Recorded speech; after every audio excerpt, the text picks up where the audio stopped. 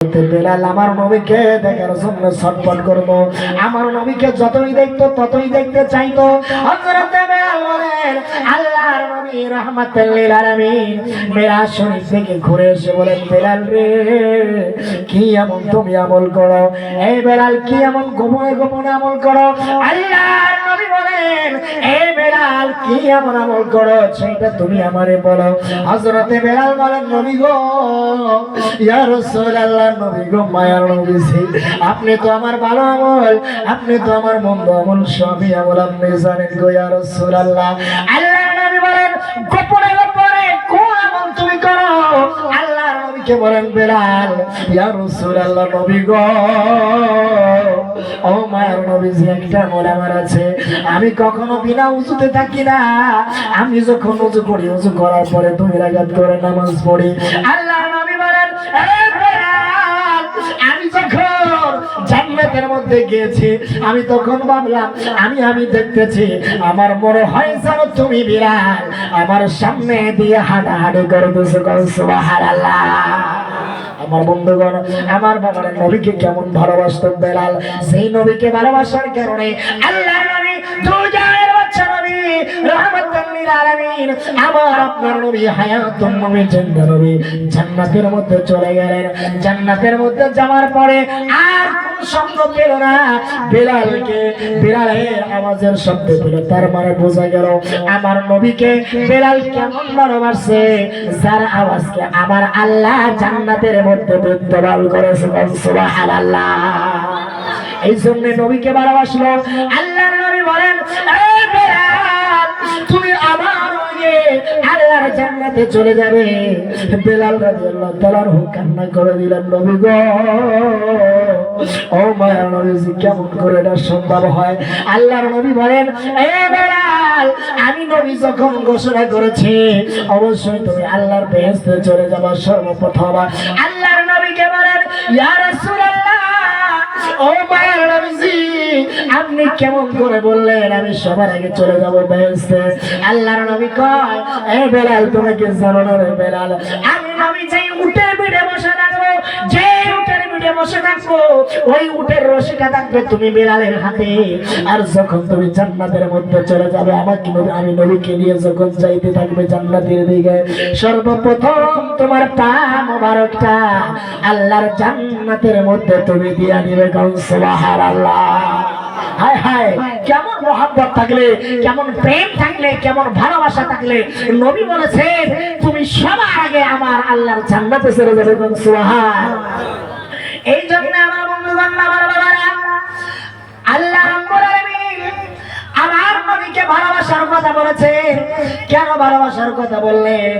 আল্লাহ বলেন, শুধু আমাকে ডাকলে আমি আল্লাহকে পাওয়া যাবে না।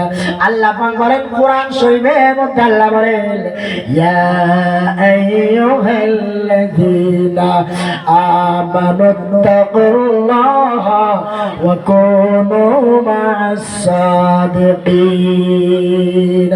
আল্লাহ রাব্বুল আলামিন বলেন, এই পৃথিবীর মানুষ, তোমরা যারা আমি আল্লাহকে ভয় করতেছো, তোমরা যারা আমি আল্লাহকে মানতেছো, ইয়া আইয়ুহাল্লাযীনা আমানু, হে ঈমানদারেরা, ওয়াত্তাকুল্লাহ, আমি আল্লাহকে যারা ভয় করো, ওয়া কুনু মা'আস সাদিকিন, এবং কি তোমাদের জন্য আমি আল্লাহ একটা রাস্তা বের করে দিলাম। এই রাস্তার মধ্যে যদি চলে যাও, এই রাস্তার মধ্যে যদি যাও, আমি আল্লাহ তোমার জন্য ওই রাস্তাটাই রেখে দিলাম, জান্নাতের রাস্তা, সুবহানাল্লাহ। ওই রাস্তাটাই হলো সাদিকিনের রাস্তা। ওই সাদিকিন কারা?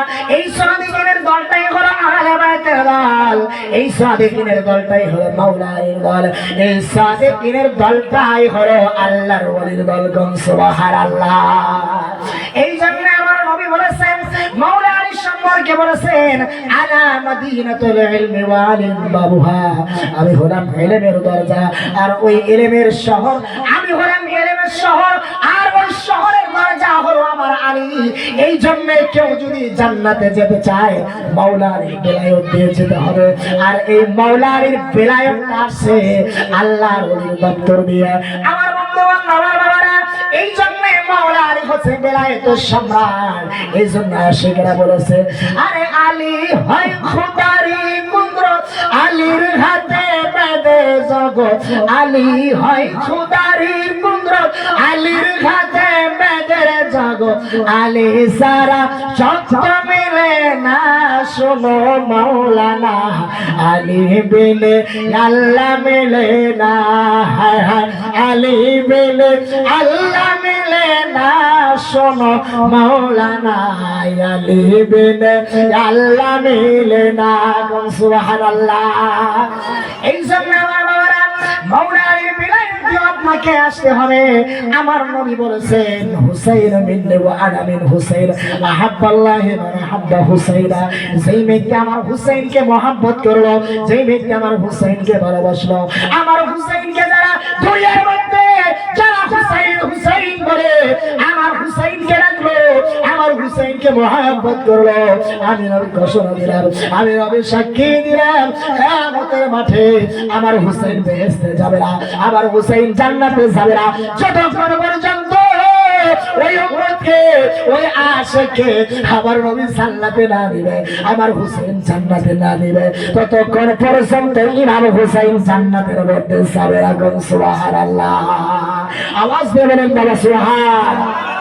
বন্ধুগণ মাওলা আলী আলাইহিস সালাতু ওয়াস সালাম হযরতে রাসূল পাক সাল্লাল্লাহু তাআলা আলাইহি ওয়াসাল্লামের উল মুবারকের রানে আল্লাহর হাবিব রাসূল পাক সাল্লাল্লাহু আলাইহি ওয়াসাল্লাম মাওলা আলী আলাইহিস সালাতু ওয়াস সালামের উল মুবারকের রানে সের মুবারকটা মাথা মুবারকটা দিয়ে ঘুমায় আছে।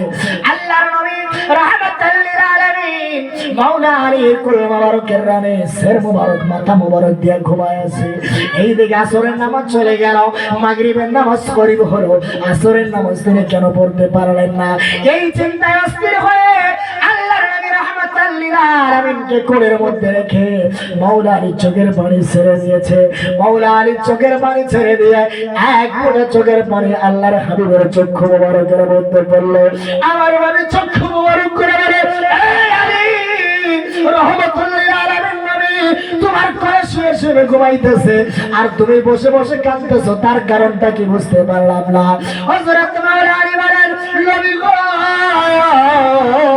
ইয়া রাসূলুল্লাহ, নবী গো নবী আসরের নামাজ চলে গেল, আসরের নামাজ পড়তে পারি নাই গো ইয়া রাসূলুল্লাহ। মাগরিবের নামাজ করিব হলো, আমার ভাবতেছি মাগরিবের নামাজটা কি চলে যায়, এই জন্য আমি খেতে দিলাম গো ইয়া রাসূলুল্লাহ। নবী গো ও মায়ের নবী যে আমি যদি জানতাম আগে জীবনেও কাঁদতাম না। আল্লাহর নবী কয়, এই আলী তুমি কি আমাকে আদম সবিউল্লাহ মনে করেছো? তুমি কি আমাকে ইব্রাহিম খলিলুল্লাহ মনে করেছো? তুমি কি আমাকে ইসমাঈল জবিহুল্লাহ মনে করেছো? তুমি কি আমাকে ঈসা রূহুল্লাহ মনে করেছো? তুমি কি জানো না আমি হাবিবুল্লাহ? সুবহানাল্লাহ।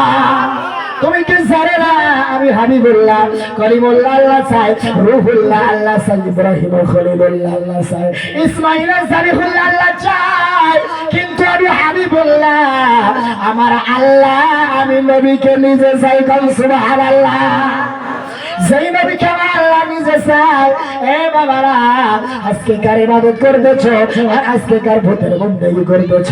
এ বাবারা, হে আমার আশিক প্রেমিক ভাইরা, আমার নবী প্রেমিক ভাইরা, ওই নবীকে কেমন মহব্বত করতে হবে যেই নবীর কারণে আমার আল্লাহ জগৎ সাজাইছে। সুবহানাল্লাহ। এই বাবারা ওই নবীকে কেমন মহব্বত করলো আল্লাহ, আল্লাহ ওই নবীকে কেমন ভালোবাসলো আমার আল্লাহ। এই জন্য আশিকের একটা গজল বলেছে, হারে ওরে মোহিবে হয়া নবীর নাম জপ দিলা দিলা সবসে দোহা বদর দো জানবি হমারো, হায় হায় সবসে দোহা বদর দো জানবি হমারো। আরে মোহিবে হয়া নবীর নাম জপ দিলা দিলা শামস দোহা বদর দো জানবি হমারে। কি সুন্দর নামটি দিলাম হর কুরআনেতে হাজারো হাজার। সুবহানাল্লাহ। হর কি সুন্দর নামটি দিলাম হর কুরআনেতে হাজারো হাজার। আর নিজে খুদা আশিক হয়া, নিজে খুদা আশিক হয়া করিল প্রচার। শামস দোহা বদর দোজা নবী হাবারে হায় হায় শামস দোজা বদর দোজা নবী হাবারে কত কাঁদা কেন্দেছিল আরে হযরত নবী আদম হাওয়া সুবহানাল্লাহ। এ বন্ধুগণ, বাবা আদম 350 বছর কান্নাকাটি করলেন, আল্লাহ দোয়া মঞ্জুর করে না। আমার বাবারা, এ বন্ধুগণ, ওই বাবা আদম মাপ পায় নাই যতক্ষণ পর্যন্ত আমার নবীর উসিলা না নিছে, যতক্ষণ পর্যন্ত আমার নবীর মহাব্বতের উসিলা তালাশ না করছে, ততক্ষণ পর্যন্ত আমার আল্লাহ তাকে মাপ করে নাই, আমার আল্লাহ তাকে রেহাই দেয় নাই। আমার বন্ধুগণ, বাবা আদম মাপ পাইছে, বাবা আদম আলাইহিস সালাম মাপ পেয়েছে আমার নবীর উসিলা নিয়া। এই জন্য কোন আশিক যদি, কোন প্রেমিক যদি উসিলা নিয়ে আল্লাহর কাছে দোয়া করে, আমার আল্লাহ কয় আমার ফেরেশতারা, আমার ওই বান্দা আমার নবী মুহাম্মদুর রাসূলুল্লাহর উসিলা নিয়ে ক্ষমা চাইছে, যা আমি আল্লাহ ওর জীবনের গুনাহ মাফ করে দিলাম। জোরে বলুন সুবহানাল্লাহ। যেই নবীকে মুহাব্বত করার কারণে, যেই নবীর উসিলা তালাশ করার কারণে আমার আল্লাহ গুনাহ মাফ করে দেয়, যেই নবীর উসিলা তালাশ করার কারণে বাবা আদম নবী ছিল না, ভুল করেছিলেন, হাজার হাজার বছর তওবা করলেন, আল্লাহ মাফ করে না।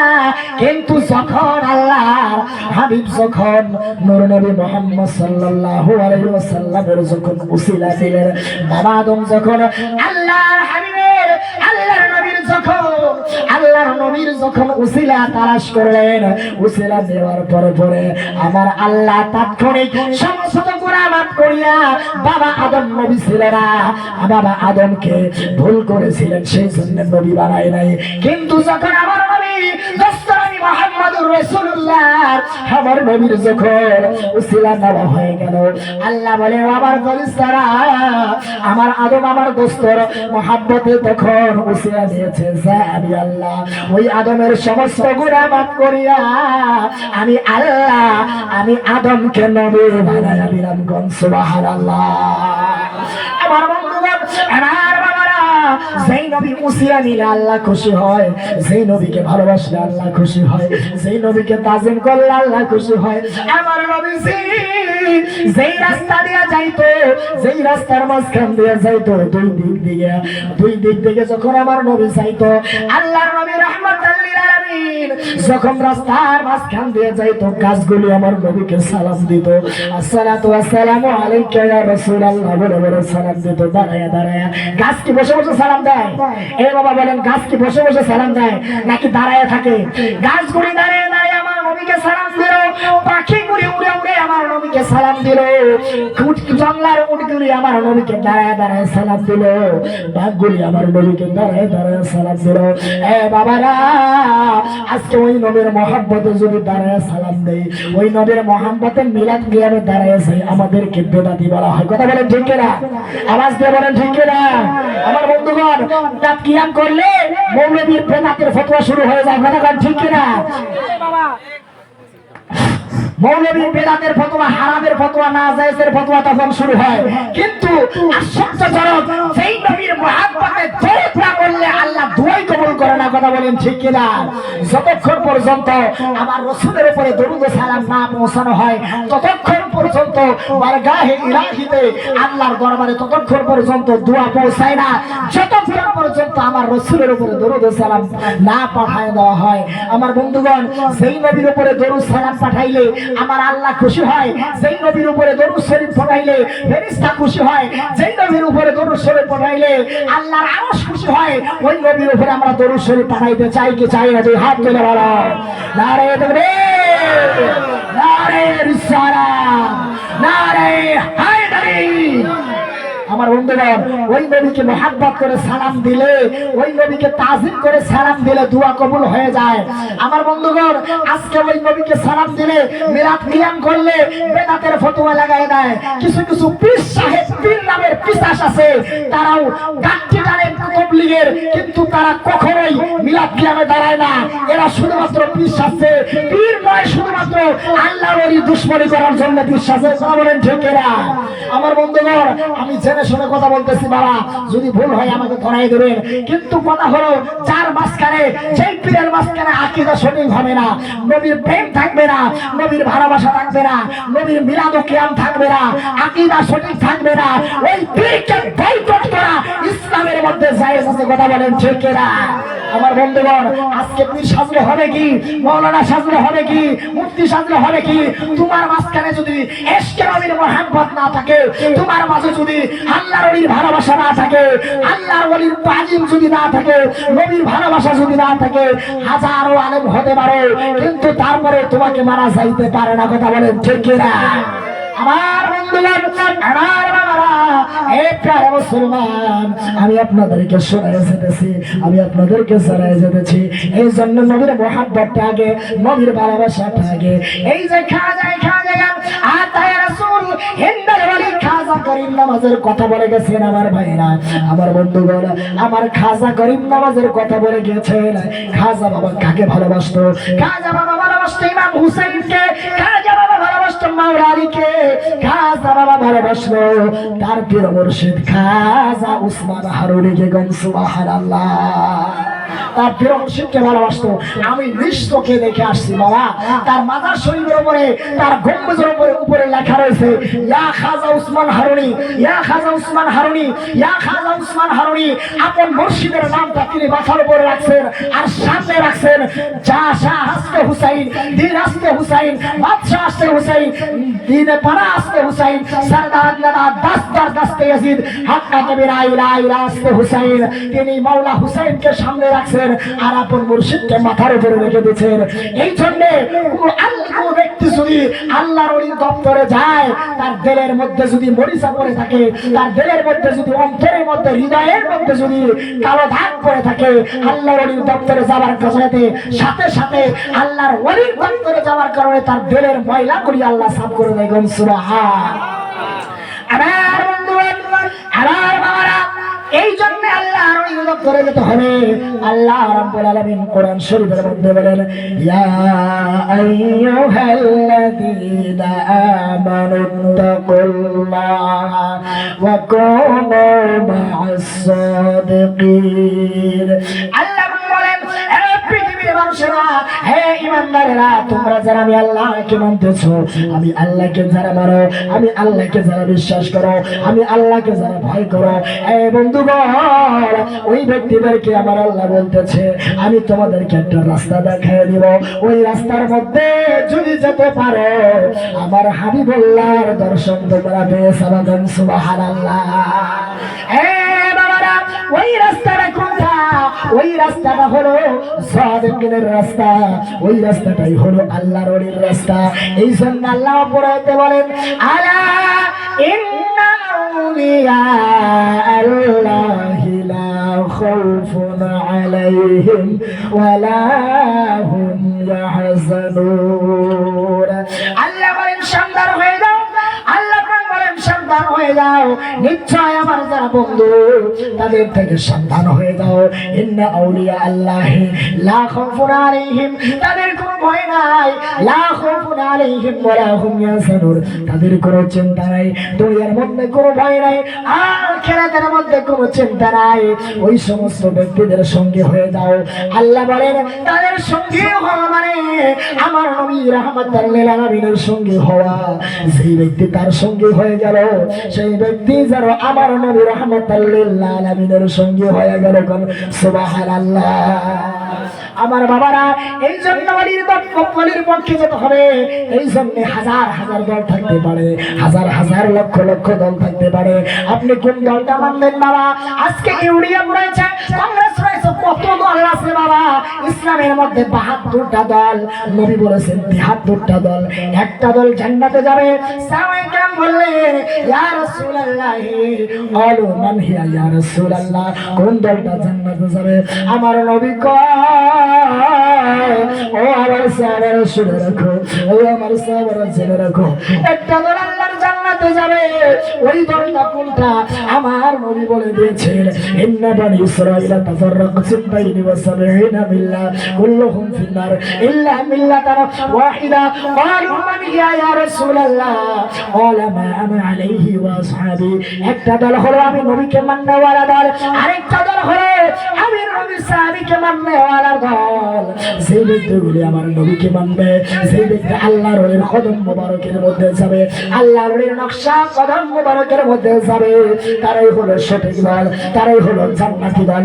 আর যারা আল্লাহর ওলির দামানে যাবে না, আল্লাহর নবীর পক্ষে থাকবে না, ইমাম হুসাইনের পক্ষে থাকবে না, অন্য দলের মধ্যে থাকবে, আমার নবী কয় ওই দলটাই হলো বাতিল দল, ওই দলটাই হলো জাহান্নামী দল।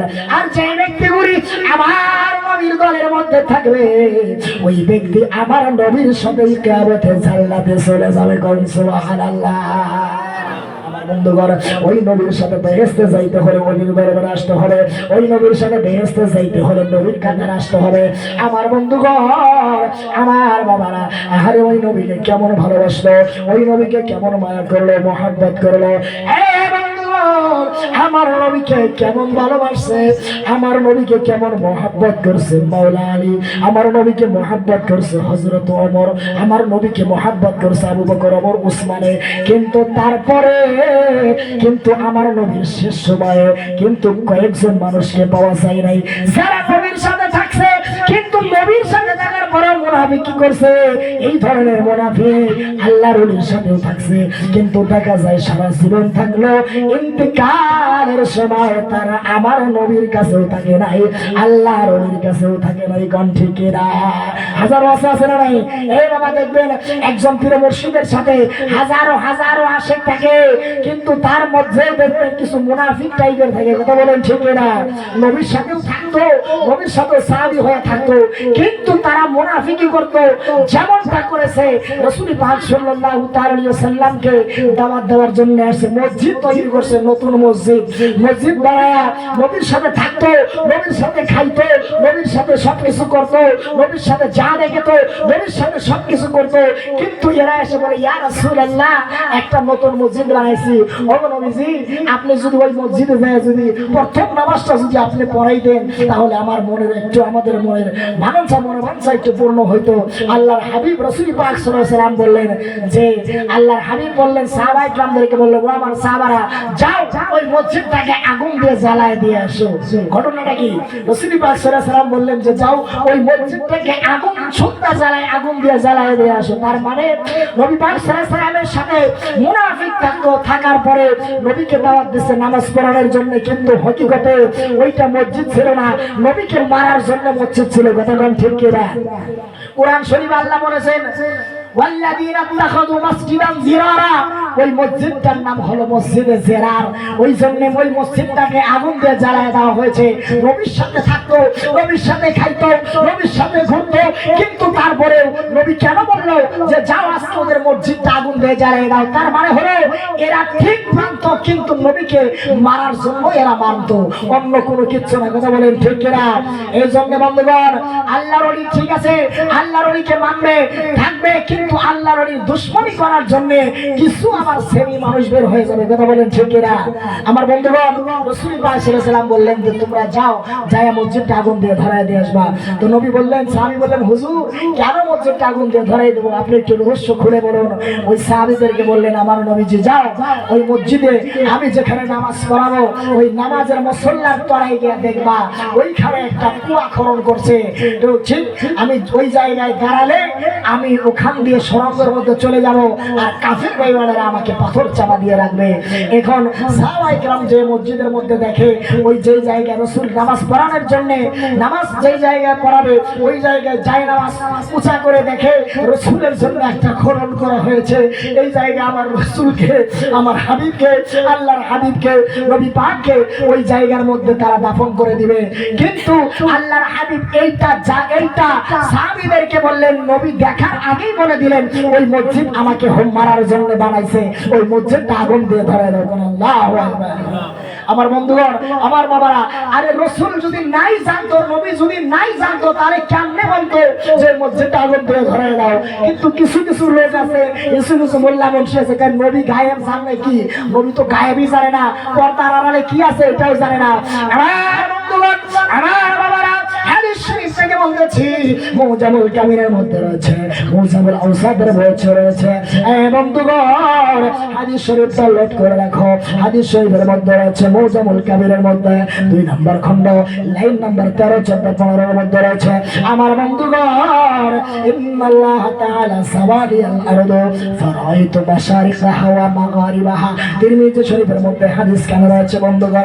আমার বন্ধুগণ, আমার বাবা, আল্লাহ পাক বলেন, ইন্নাল্লাহ তাআলা সাওয়ালিয়াল আরদ, নিশ্চয় আল্লাহ তাআলা সাওয়ালিয়াল আরদ, এই জমিনটাকে আমার নবীর জন্য আমার আল্লাহ ছোট করে দিয়েছে। সুবহানাল্লাহ। ফারাইতু মাশারিকাহা ওয়া মাগারিবাহা, তার মানে হলো আল্লাহর নবী বলেন, আমি পূর্ব দিক থেকে পশ্চিম দিগন্ত পর্যন্ত কি হয় কি না হয়, আল্লাহর নবী কয় আমি নবী আমার হাতের তালুর মতো সব কিছু দেখতে পাই। কোন সুবহানাল্লাহ। আল্লাহুম্মা সাল্লি আলা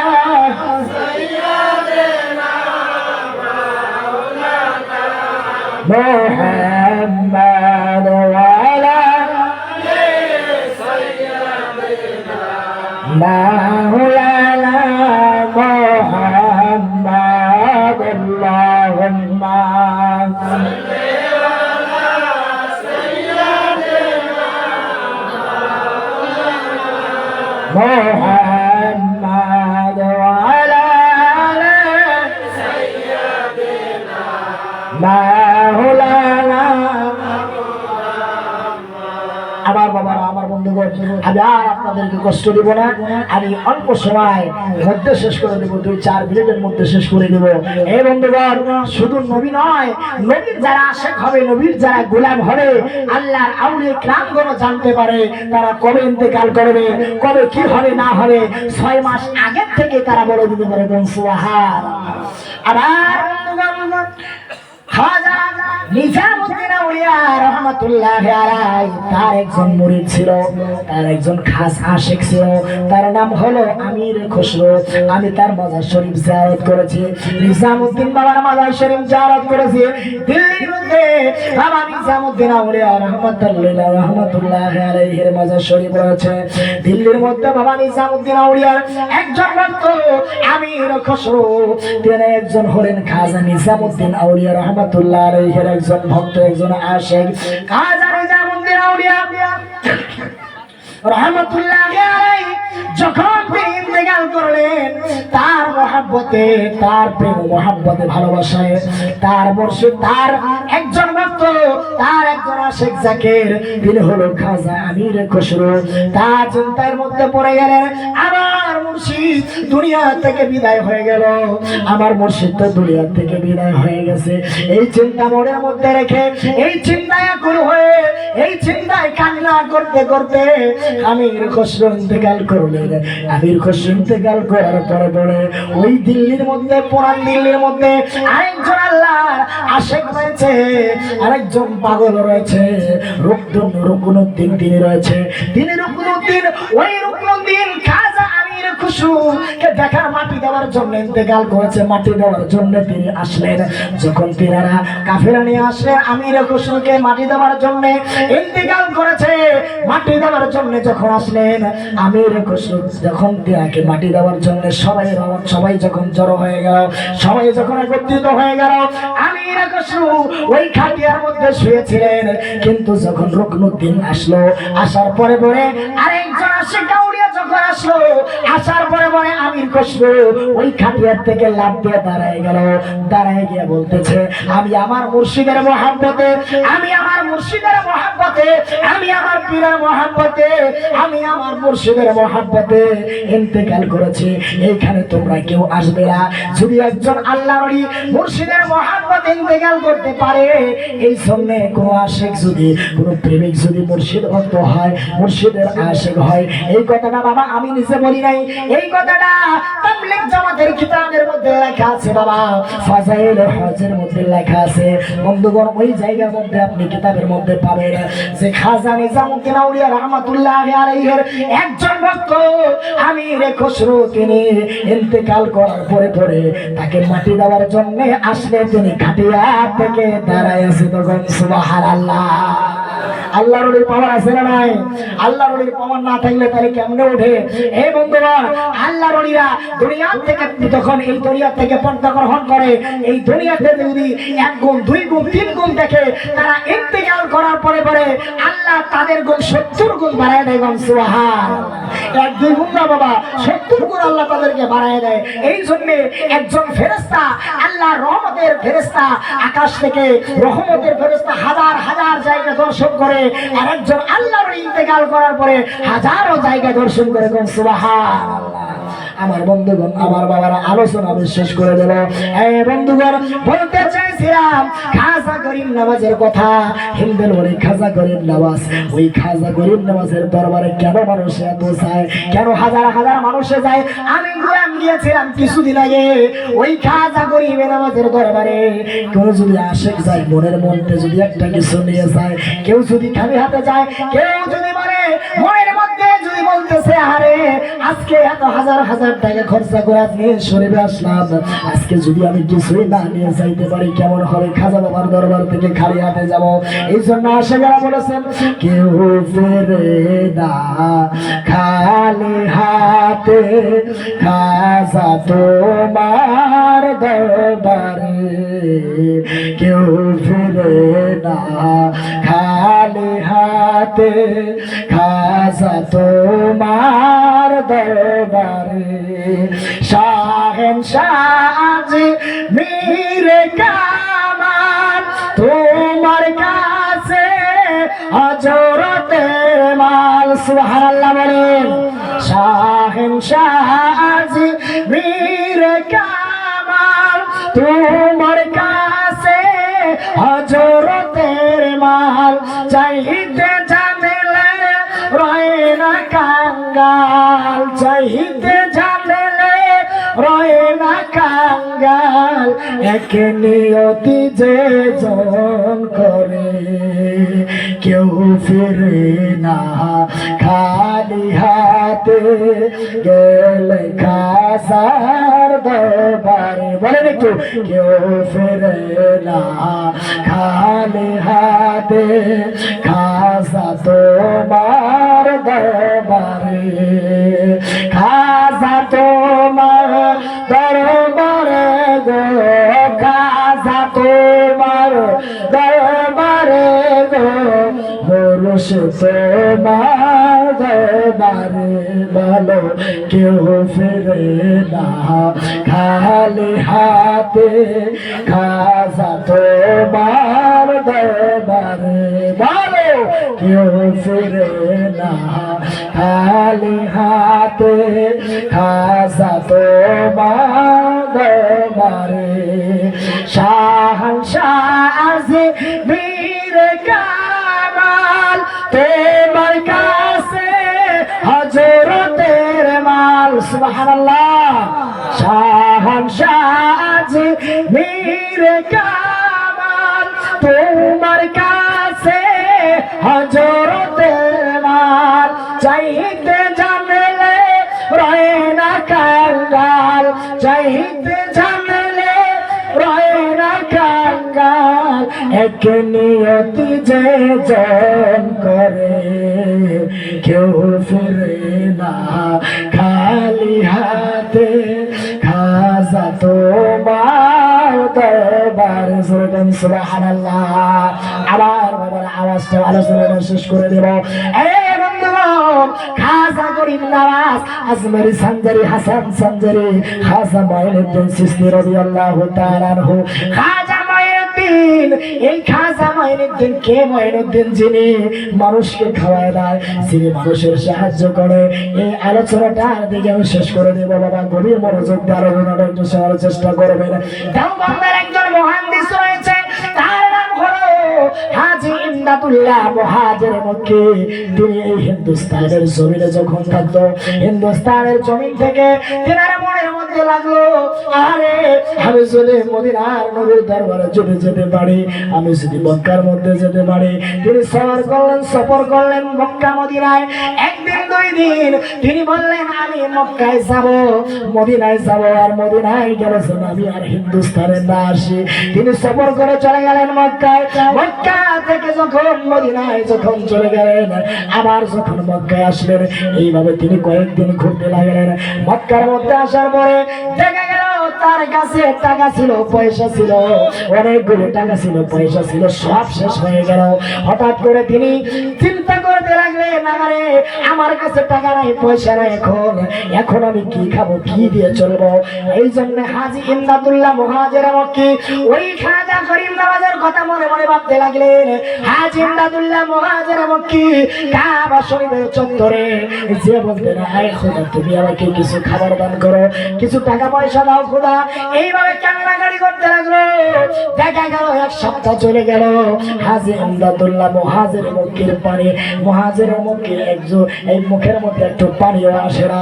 হাজী ইমদাদুল্লাহ মুহাজির মক্কি পাগলের মতো হয়ে গেল। আরে এক সপ্তাহ যাবত তিনি কিছু খায় না, মুখের মধ্যে পানি দিবে, একটু টাকা নাই, পয়সা নাই, কি করবে? পাগলের মধ্যে পড়ে আছে, মক্কার কাবাগরের পিছন দিকে পড়ে আছে। এইটা দেখে আমার খাজা গরিব নওয়াজ আজমির শরীফ থাকিয়া হাজী ইমদাদুল্লাহ মুহাজির মক্কির সামনে উপস্থিত হয়ে গেছে। কোন সুবহানাল্লাহ। হাজী ইমদাদুল্লাহ মুহাজির মক্কির কাছে গিয়ে বলতে লাগলেন, হাজী ইমদাদুল্লাহ কাবা শরীফের চত্বরে শুয়ে শুয়ে ঘুমায় ঘুমিয়ে তুমি কি জীবনটা শেষ করে দিবা নাকি? কানতে কানতে পাগল হয়ে গেছে, 10 দিন হয়ে গেছে, খাবার নাই পেটের মধ্যে, কি করবে? আরে পাগলের মতো মুরুদ্দারের মধ্যে পড়ে আছে।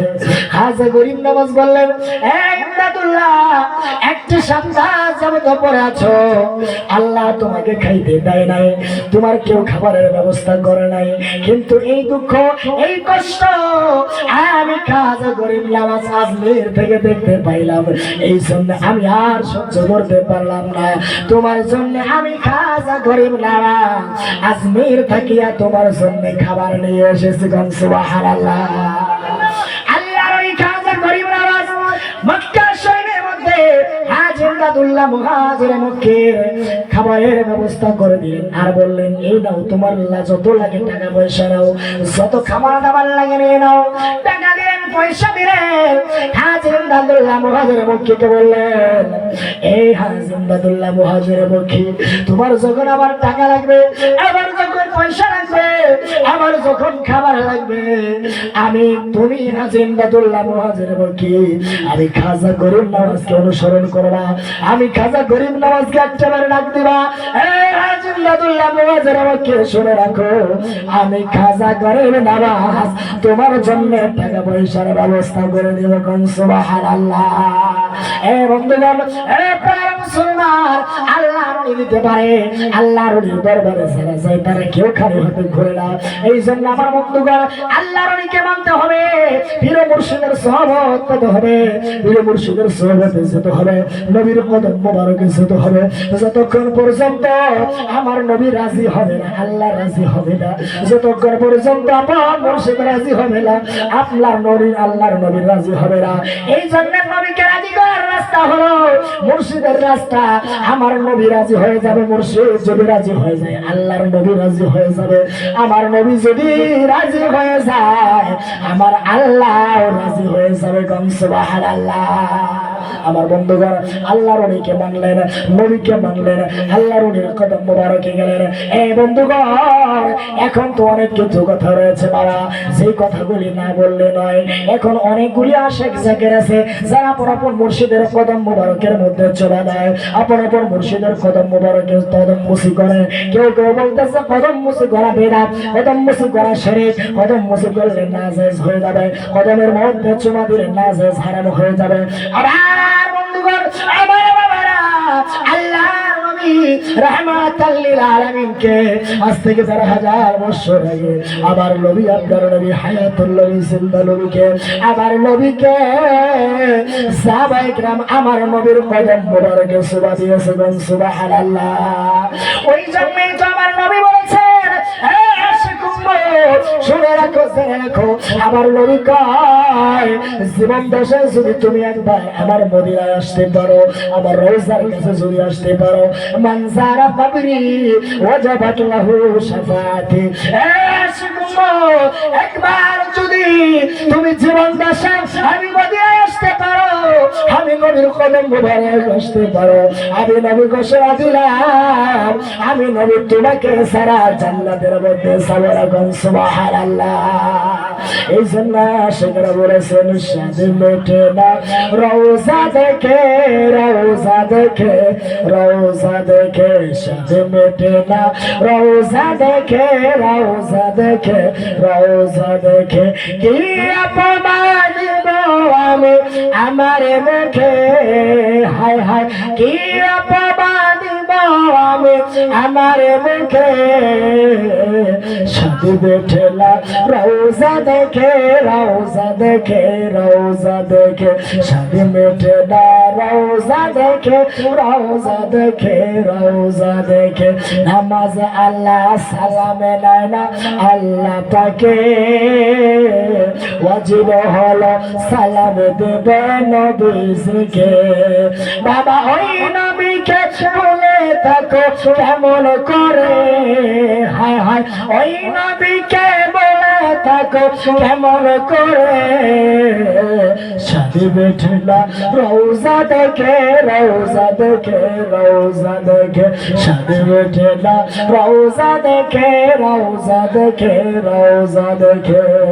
আবার বাবারা আমার নবী যখন দুনিয়া থেকে বিদায় হয়ে গেল হযরতে বেলাল আমার নবীকে দেখার জন্য পাগল হয়ে গেল। আলোচনা শেষের দিকে বাজান গভীর লক্ষ্য করবে আমার নবী যখন দুনিয়া থেকে বিদায় হয়ে গেছে বেলালের কান্না বেড়ে গেল। হযরতে বেলালের আচরণ পাগলের মতো হয়ে গেল। লোকেরা বলল বেলাল তুমি এরকম করে কেন হঠাৎ করে তুমি কান্না করো কেন পাগলের মতো তোমার আচরণ হয়ে গেল কেন। হযরতে বেলাল বলেন ও সাহাবীরা তোমরা কি জানো রে তোমরা মদিনার রাসূলের রওজা মোবারক দেখলে তোমরা সহ্য করতে পারো আমি বেলাল যখন আমার মদিনার নবীর রওজা দেখি আমি বেলাল সহ্য করতে পারি না রে সাহাবীরা। হযরত আবু বকর বলেন এ বেলাল তোমার কি টাকা পয়সা কম হয়ে গেছে নাকি তোমার কি টাকা পয়সার দরকার নাকি যদি বলো বাইতুল মাল থেকে তোমার কিছু মাসিক খরচ করে দিব এরপরে তুমি আচরণটা খারাপ করো না। হযরত বেলালের আচরণ পাগলের মতো হয়ে গেল। তিনি বললেন আমি আর মদিনায় থাকতে চাই না কারণ মদিনার নবী রওজা মোবারক দেখলে আমি বেলাল সহ্য করতে পারি না রে সাহাবীরা। হযরতে বেলাল কান্না করতে করতে পাগলের মতো হয়ে গেলেন। হযরতে বেলাল বললেন আমি আর মদিনায় থাকতে চাই না মদিনায় থাকবো না। হযরতে বেলাল চলে গেলেন সিরিয়ার দামেস্কে। বহুদিন পরে আমার নবী স্বপ্নের মধ্যে ডেকে বলেন বেলাল রে কি তুমি জুলুম তুমি আমার উপরে করলে বেলাল কেন তুমি আমার জিয়ারতে আসো না আমি তুমি কেন বেলাল আমার জিয়ারতে আসো না। আল্লাহর নবীর আশিক হযরত বেলাল সিরিয়ার দামেস্কে তিনি পাগলের মতো কান্না গুঞ্জন করতেছেন। যখন ঘুমের ঘরে দেখতে পাইল আমার নবীকে যখন দেখতে পেয়েছে হযরত বেলাল আর দেরি না করিয়া সিরিয়ার দামেস্ক থেকে একটা দৌড় মারলেন। একটা দৌড় দিয়া আল্লাহর নবীর রওজা মুবারকের কাছে আসলো। এসে বলেন নবী গো ও মায়ের নবী গো ইয়া রাসূলুল্লাহ নবী গো আপনি ডেকেছেন আপনার গোলাম হাজির হয়েছে গো ইয়া রাসূলুল্লাহ আপনার গোলাম হাজির আপনার গোলাম হাজির। আমার নবীর কদম মোবারক এসে কাটলা শুরু করে দিয়েছে। সালমান ফারসি এসে বলেন, এই নবীর মুয়াজ্জিন, যাও যাও যাও, আজকে অনেকদিন যাবত মদিনার মানুষ আমরা তোমার কণ্ঠে আজান শুরু করে বেলাল, যাও যাও একটাবার মিনারে যাও, একটাবার মিনারে গিয়ে তোমরা একটু আমাকে আজান শুনাও যাও। হযরত সালমান ফারসি বলার পরে হযরত বেলাল আজান দিতে চায় না, তিনি বললেন, যাও মাওলা হুসাইন কে নিয়ে আসো, মাওলা হাসান কে নিয়ে আসো, কারণ ইমাম হাসানকে দেখতে আমার নবীর মতো দেখা যাইত, আর যে হাসানকে দেখতে আমার নবীর মতো দেখা যাইত, যে হুসাইনকে দেখতে আমার নবীর মতো দেখা যাইত। ইমাম হাসান এসে বলেন, এই নবীর মুয়াজ্জিন, যাও যাও, মদিনার জমিনে অনেকদিন যাবত আজান হয় না রে বেলাল, আজকে একটু যাও, আমাদেরকে কলিজা ভরে আজান শোনায় যাও, সুবহানাল্লাহ। একটু চলে যাও, মিনারের মধ্যে চলে যাও। হযরত বেলাল মিনারের মধ্যে চলে গেলেন, আজান দেওয়া শুরু করলেন। আজান দিতে দিতে যখন আশহাদু আন্না মুহাম্মাদুর রাসূলুল্লাহ বললেন, আশহাদু আন্না মুহাম্মাদুর রাসূলুল্লাহ বলার পরে পরে হযরত বেলাল মেম্বার থেকে পড়ে গেলেন। মেম্বার থেকে পড়ে গিয়া আর বেলালের আওয়াজ আসে না। এই জন্য পাশে গিয়ে বলেছে, আর বেলালের মতো আসে যদি আমরা হইতাম, এই তো কবের দেখা পাইতাম, আরে বেলালের মতো আশিক যদি আমরা হইতাম, এই তো নবীর দেখা পাইতাম। আরে আমার বাবারা, ওই নবীকে গাদাইও না, ওই নবীকে কষ্ট দিও না, ওই নবীকে কষ্ট দিলে কবর হাসর মিজানে পৌঁছাইতে হবে বাবারা। এই জন্য নবীকে কষ্ট দেওয়া যাবে না, এই জন্য আশিকেরা বলেছে, আরে কাদাইও না, কাদাইও না আমার নবীকে, নবী কাঁদলে তোমার কাঁদবে হাসরে, আইরে নবী কাঁদলে তোমার কাঁদবে হাসরে। আমার বন্ধুগণ, আলোচনা শেষ। শেষ মেশ বলে দিয়ে যায়, জীবনটা ধন্য হয়ে যাবে বাবারে।